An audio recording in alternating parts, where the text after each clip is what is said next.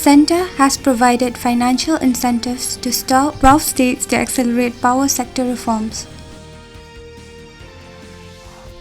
Indian Air Force Chief AIR Chief Marshal V.R. Chaudhary has highlighted the need for the IAF to adopt an evolved approach for the preparation of future military leaders to keep up with the accelerated technology infusion and fight tomorrow's wars.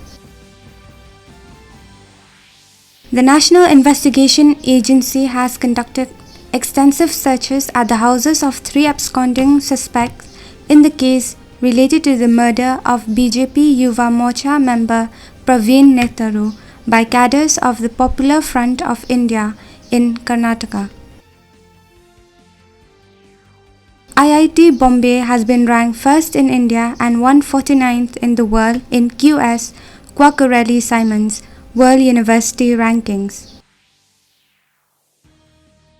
In Ladakh, 2-day-long annual Hemis Monastery Festival known as Hemis Sestu is being celebrated with great religious fervor and gaiety.